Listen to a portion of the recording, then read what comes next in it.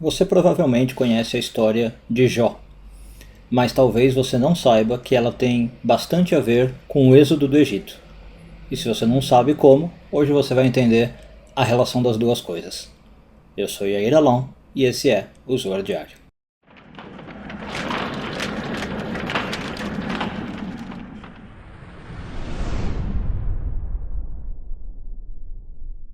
Essa semana continuamos a ler a porção de Bo e vamos focar nos parágrafos de 10 a 13 do Zoar.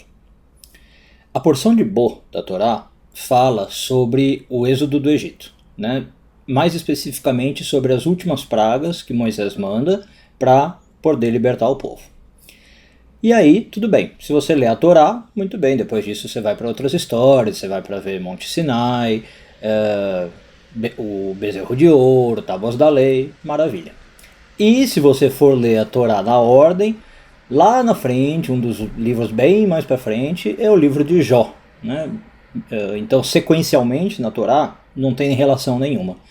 Mas o Zohar, no trechinho que a gente está analisando, conta para nós que existe uma relação extremamente profunda entre Jó e o êxodo do Egito. Qual é esta relação? Bom, primeiro vamos entender um pouquinho a história de Jó, contar resumidamente, para você saber, né, depois poder entender a relação. A história de Jó começa mais ou menos assim: Deus chama o Satã, né, o acusador, e pergunta para ele: de onde você veio? De onde você estava? E aí o Satã responde: eu estava andando pelo mundo, né, procurando alguém para culpar por alguma coisa. Por quê? Porque o Satã, na Kabbalah, essa é a função dele. Tá? Ele fica andando por aí como, imagina, sei lá, um policial rigoroso ou um juiz muito rigoroso. Ele anda pelo mundo tentando ver o que tem de errado. E a primeira vez que ele vê alguma coisa errada, ele vai e pega aquilo ali para levar para a polícia, para criar um caso com aquilo. Muito bem, e aí Deus fala assim: tá, então se você estava procurando, você já viu Jó? Né? Deus sugere: você já viu Jó? Você já viu se ele tem alguma coisa que você possa acusar? E Deus fala: eu duvido. Né? Jó é um homem totalmente puro, totalmente honesto, que teme a mim. Ele é uma pessoa perfeita, você não vai encontrar nenhum problema. Então ele meio que desafia o Satã, né? Desafia e atiça ao mesmo tempo.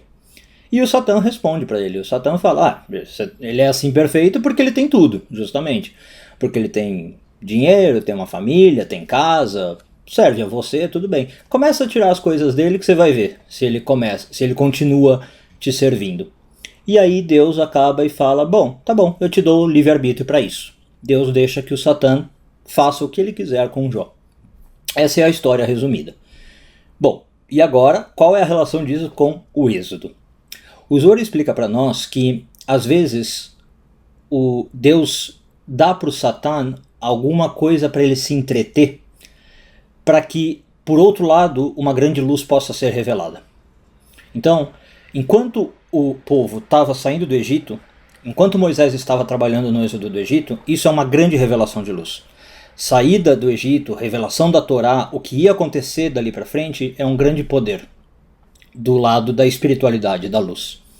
Se o Satã tivesse livre, ele poderia barrar esse plano. Ele poderia não, ele certamente barraria. É uma das funções do Satã tentar atrapalhar a revelação da luz. Então, às vezes, o que Deus faz quando sabe que Satã vai atrapalhar? Ele deixa o Satã ocupado com alguma coisa. Ele dá uma tarefa qualquer, muito menor, para distrair o Satã. Então o Satã fica concentrado nisso e não olha o quadro maior. Em outro trecho, o Zohar diz que às vezes o Satã é como um cachorro, que se você quer despistar, você dá um pedaço de carne e pronto. Né? E aí você passa por trás dele e tranquilamente. O cachorro vai ficar tão focado ali no osso, na carne que você deu para ele, que ele não vai te atacar, ele não vai mais te incomodar. Então o Zohar está explicando para nós que Jó foi, digamos assim, um bode expiatório, né, podemos falar assim, para que uma luz maior pudesse ser revelada.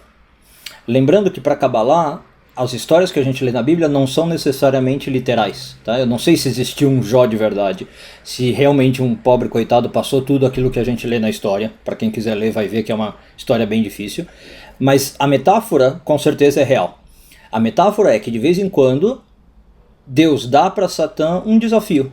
dá uma coisa para ele se entreter e fala assim, olha, tenta, vai lá ver se você tem alguma coisa para fazer. E nesse meio tempo, Deus opera com o outro lado, com o lado da luz, ajudando a revelar a luz de algum modo.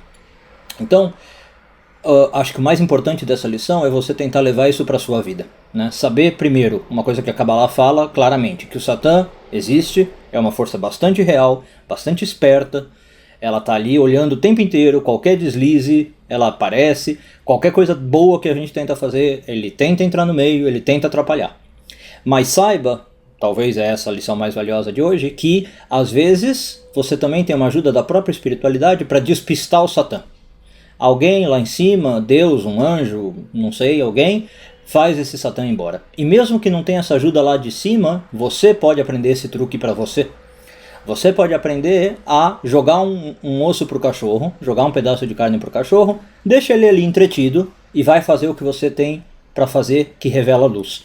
Desse jeito você vai fazer o que você quer, com menos obstáculo, com menos problema, e a chance de dar certo vai ser bem maior.